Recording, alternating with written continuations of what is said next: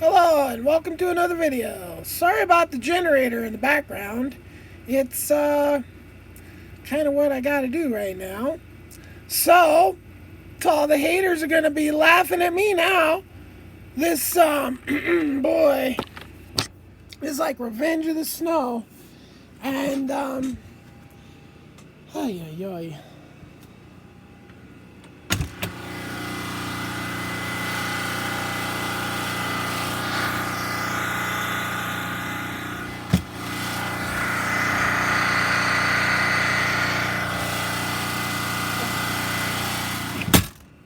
So yeah, I spent all this time and all this money to build a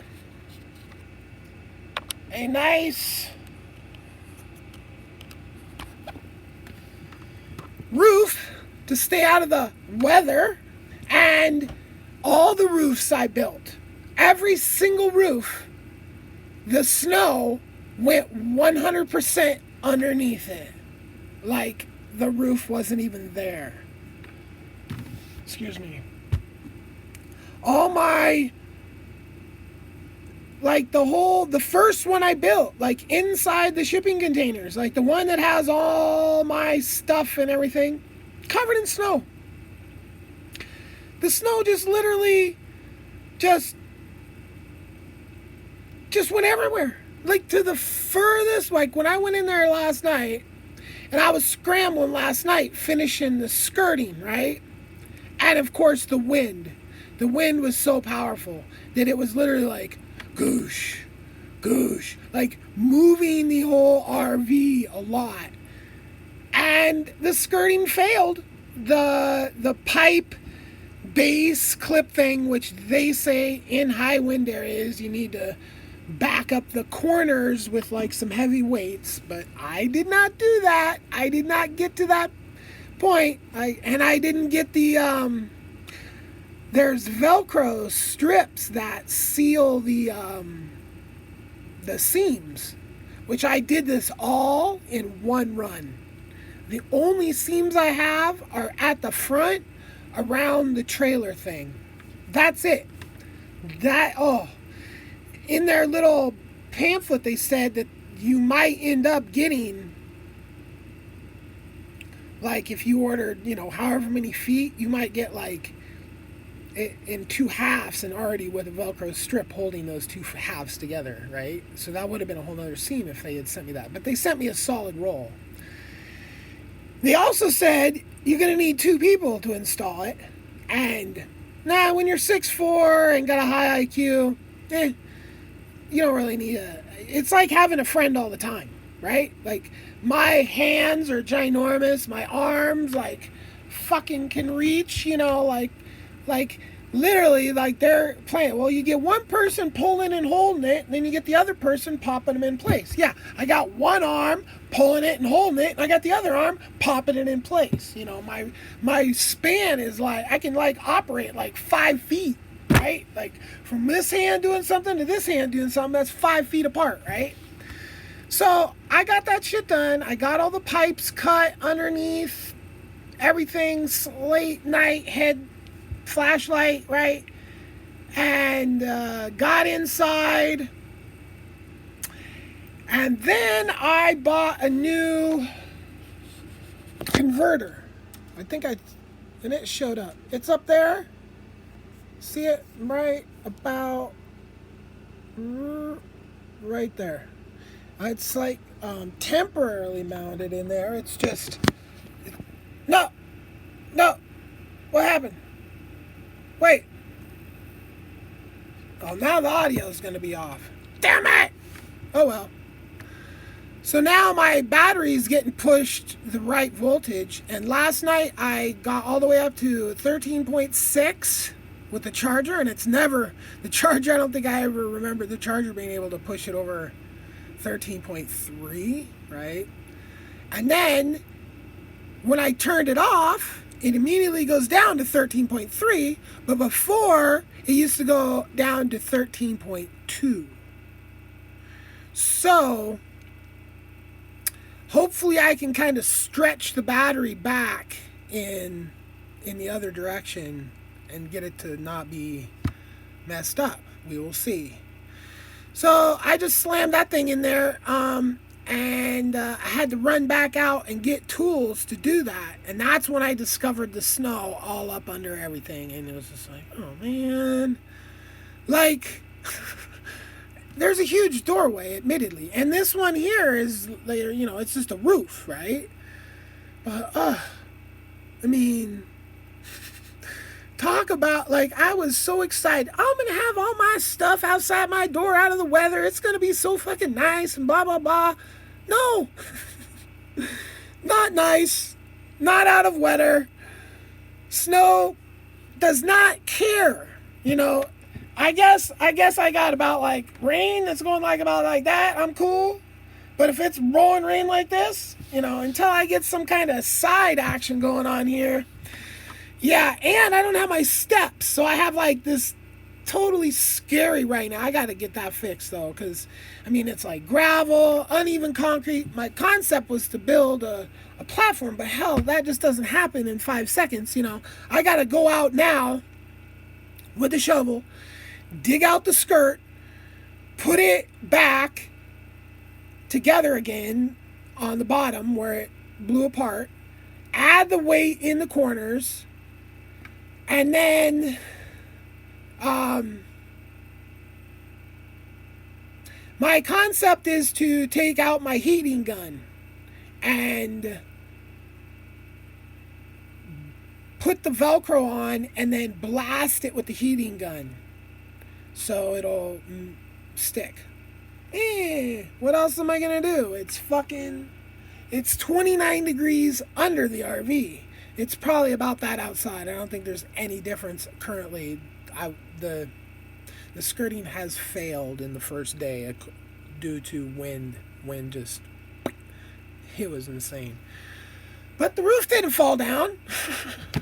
That's the now it just needs to get covered in snow.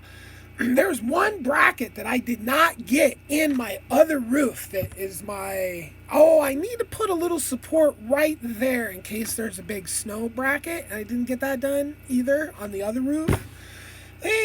And actually, technically, I wanted to put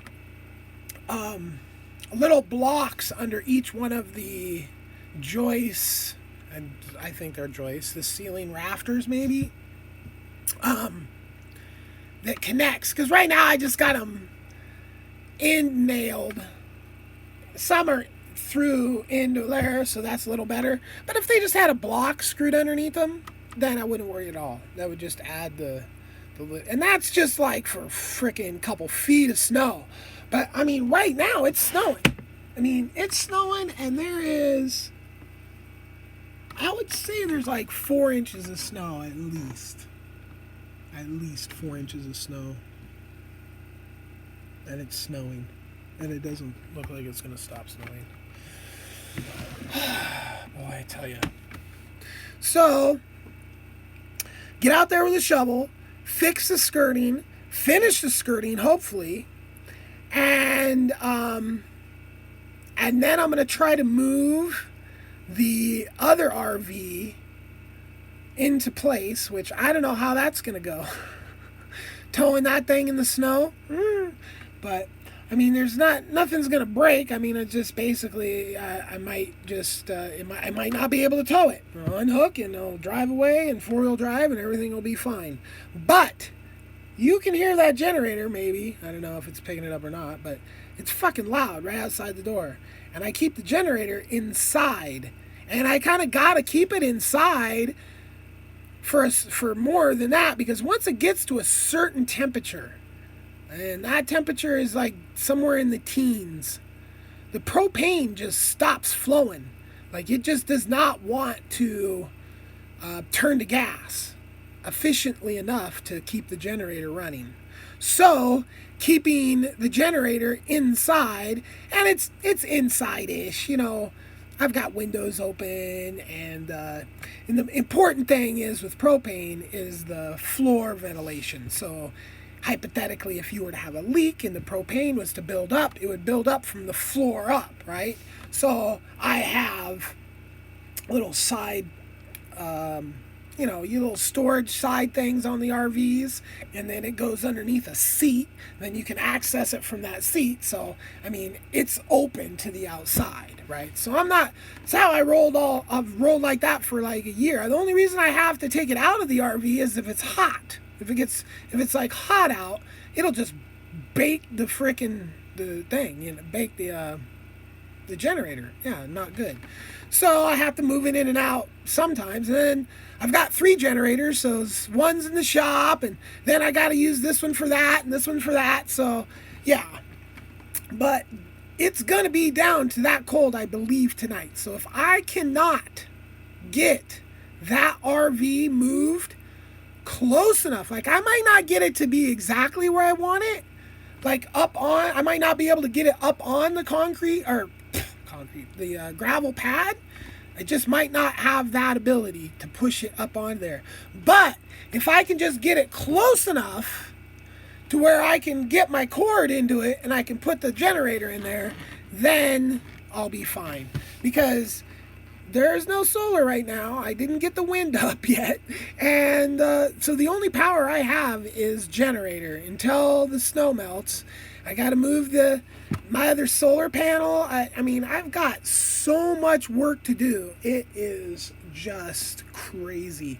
And I've got to make a dump run. The Blackwater tank's at its max fullness, right? Which is like 10 days or something like that. So I had to go early last week because I needed some parts at the hardware store to continue on. So I had to go early. And then this week, then Monday would have been back on schedule, but then now it's Wednesday, and so there's my extra days. I like to go every week just because I have to lift this thing up. Now, it's freaking cold outside. I might be dealing with frozen Blackwater, and that's definitely not good. That just makes everything, which I've only really had to deal with that, and it was just frozen to the extent that I had to throw the generator under that portion of the RV for a while and just let the generator warm it up. Now here's the crazy thing. I've done this with my propane generator. I have 2, but one of them I've used for that, and then I use my gas one.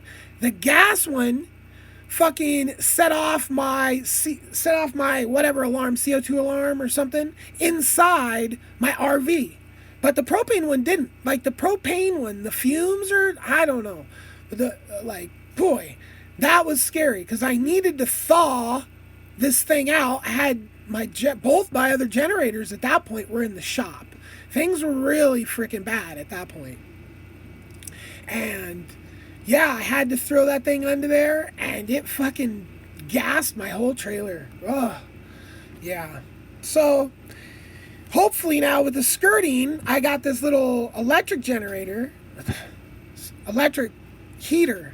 that I'm going to just put underneath there for like the really cold times. But I have to have the skirt sealed and finished, or else that's just a waste. Like, it's not going to do anything. And I got to have the skirt where it can stand the wind too, because I mean, although that wind was like, I don't know, I'd say it blows like that, like at least once every couple months, if not once a month. It gets crazy wind, which will be interesting when I have a wind generator to see how that all works out, because that whole system is going to be mounted somewhere outside. And I'm starting to think underneath the RV is, in some sort of weather sealed, because it's a heat source. So if I put all that underneath the RV, the charge controller and this whole other gizmo that just is there to deal with the extra energy, when you're getting too much, it just bleeds it off in the form of heat.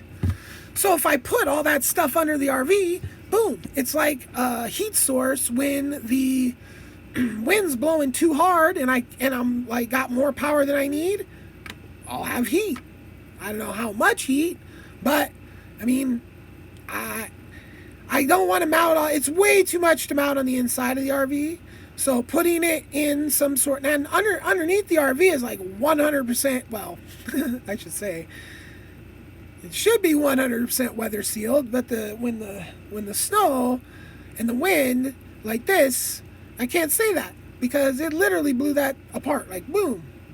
And if that stuff was under there, I would have it in something else. So even if, this happened, that equipment wouldn't get, wet.